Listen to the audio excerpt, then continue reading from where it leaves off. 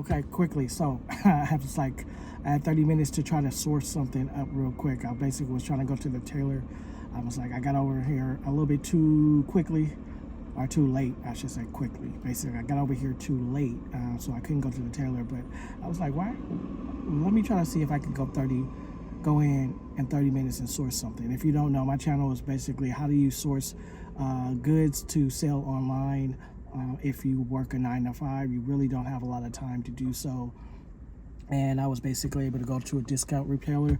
You have to basically, a lot of times it involves you having an unfair advantage. Unfair advantage is you know something that others don't know. I'm familiar with selling shoes and goods for a long period of time. So my goal today was just to be like, okay, well, it's a discount retailer right over here. Ross is right over here. Let me go in and see if I can get in there 30 minutes or less. Literally, I put my timer on, clicked the timer, and was like, from door to door, I gotta get from this door and back to this door within 30 minutes, or it's a fail. One also thing, when you're doing something like that, I wouldn't advise it if you haven't done it before, but it was just a good exercise for me, not only trying to talk about it in the other videos saying use your short amount of time, use it wisely, but specifically I was able to grab a few goods, which I'm going to show shortly. I'm going to stick with me. I'm going to grab, and actually one surprised me on what I was able to surprisingly enough to get. But nonetheless, when you're going into to try to source some goods, pick things that you already know. So in this case, I'm familiar with shoes. I did get a little sidetracked within the first 4 minutes of coming into the store, just looking at a couple of jackets. That sidetracked me for 3 or 4 minutes, and then that slowed me down. But from there, I was like, I'm just only going to focus on shoes. So I went to the men's. For me, I just went to the men's shoe rack. I was going to be focusing on whole sizes. If you don't know, whole sizes generally sell a little bit better than half sizes for me in my experience, but they may do differently in other circumstances and in other regions and other areas. But whole sizes always generally do better. So generally focus on those. As I was going along, I did get sidetracked in the menswear jackets for a few minutes, but I was able to quickly, based on what time of the year it is. Right now it's March, coming into April. It's springtime, spring sports. Most people need sport athletic wear, athletic gear. Athletic gear can include track and field shoes, and that's what I found. 1 second.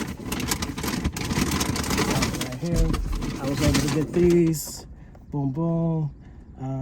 They tell you what they are. Nike Zoom Elite HJ. HJ stands for high jump.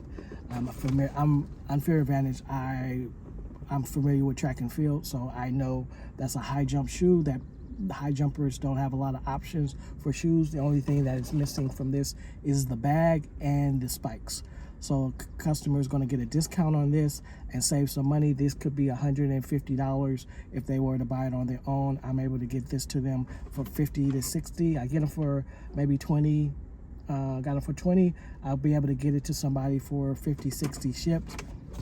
They get a deal. I make a couple dollars. It's a win-win for everybody. And the second one that I got, I didn't get too many things. Another pair of shoes. These are Nike Rival. This is a multi-distance shoe, so you run like a sprint. Sprint will be like 100, 200 meters or 400 meters. You might can squeeze them into the 800 meters. Similarly, sell them for about $50 to $60 shipped. They don't have the spikes. If any of those shoes had the spikes and the carry bag, they sell them for $80 to $100 easily, because that's when you're running track and field, you don't want to carry around your spikes. You want to either have them on when you're on the track, or when you're not on the track, you need to have them in your bag ready to get down to the field. So it's a little, you lose a little value, but that's my unfair advantage. Like I said, I know shoes, and I know what these will sell for during the spring. They'll sell for anywhere between $50 to $150, depending on the make and model. These are just the low-end ones with the specialty high jump ones, which could sell for about $60 to $70. My goal is to get them out the door for $75 shipped. And so you make a couple dollars. It's not but make a couple dollars on that. The one that was surprised me was these. These are Salehis. I don't know if anybody, Crocs, but Salehi did a collab. He's a well-known designer in the African American community, in all communities rather. He just happens to be African American, and I'm just saying that. But these are Salehi Crocs. So Salehi X Crocs. So when you say Salehi X, that's how you would search it up. Salehi times Crocs. So it would be basically be a collab. It's a collab between Salehi Bembury and Pollock Slide. So these got these for a real good deal, about $20, and basically same thing. Selling for about $60 to $80, depending on the sizing. That was a whole size, but all of that to say, wrapping it up very quickly. I know people can't stay for the whole video. You have other things to do, but that is 1, 2, 3 items I was able to source very quickly. That was the surprise one. And then one item that was hilarious was I was going down the men's aisle and about to leave. It was at minute like 24, 25 when I went through the men's aisle. I also went through the socks and went through some sporting goods. One thing about sporting goods that I was able to sell a couple years ago and last year, tennis rackets. They have different levels of tennis rackets, and sometimes you can get a tennis racket for a real good deal that is worth $150 to $200. Trust me, you can get a tennis racket that's $30, $40. I'm not that I play tennis, but sometimes you just look, feel, weight, and you can kind of tell.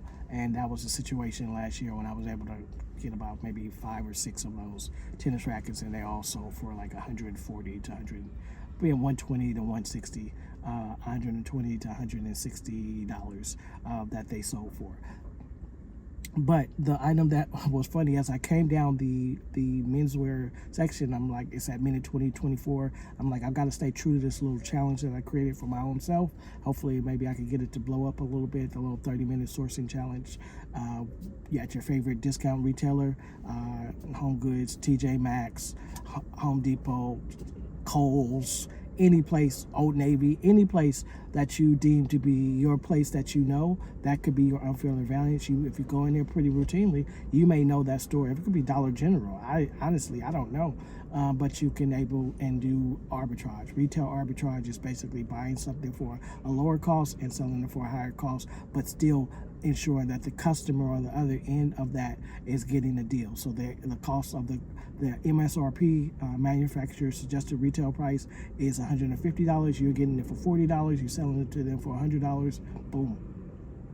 You win some, they win some, everybody's happy, and that's the best deal that you can have, is to not only you are a winner and the customer is a winner, and if everybody wins in the situation, they're going to more likely come back to your store and the product will move a little bit quicker. But the item, as I came down the menswear item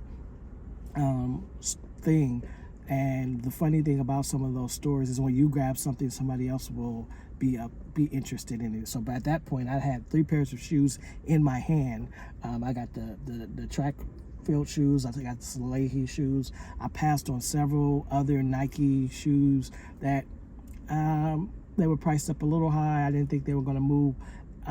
It was about 6 or 8 pairs of different Nike running shoes, Pegasus, John Morant's,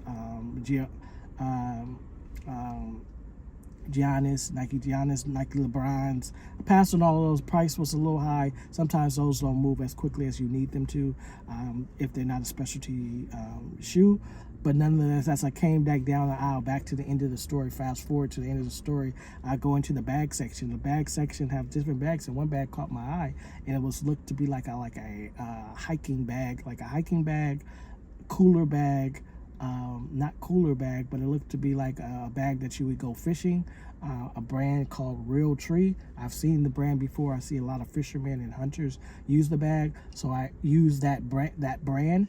And that brand, sometimes you're just buying based on brand and based on a product like a dry bag. A lot of people go hiking. A lot of people go fishing, and they need a cooler bag. They needed it to be a backpack, and that's and as I looked at the bag, I wasn't sure on. I haven't sold a dry bag or a cooler bag in some time, so it was like I was a little iffy. I was like 24 minutes, 25 minutes. It's time is clicking. I know the line is about 3 deep.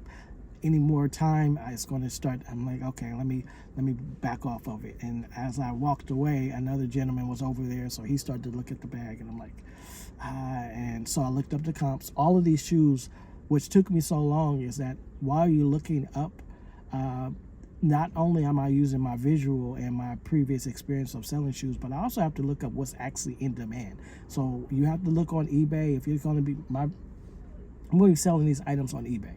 So I have to look at sold, completed listings, and sold listings. If I don't have no other listings similar to it, I have to create a market for it. I'm not looking to do that right now. So I go onto eBay, search it by the brand name, the product number, which is in the inside of the shoe. On the inside of the shoe has the product number. You search it that way, and you want to go to the similar sizes.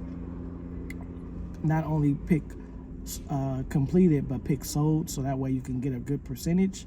These are like some advanced strategies that you want to use, but basically just search it up to make sure there's other people have demand. And then sometimes when you see the similar product being sold, click on it, and you can see how many people have it in the carts, how many people are watching it, and that will show if it's in demand.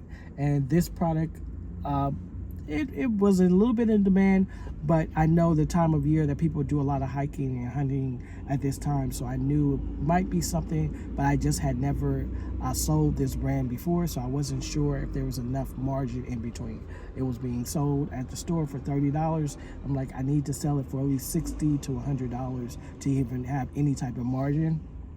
And while I'm doing that, the other gentleman comes over, and now he's inspecting the bag like he's going to buy the bag. And I'm like, okay, well, sometimes you snooze, you lose. So I moved on, went to the men's section. And I'm like, I still have about a minute or two before I need to jump in line and get in line and so forth. And as before I jumped in line, he put the bag back.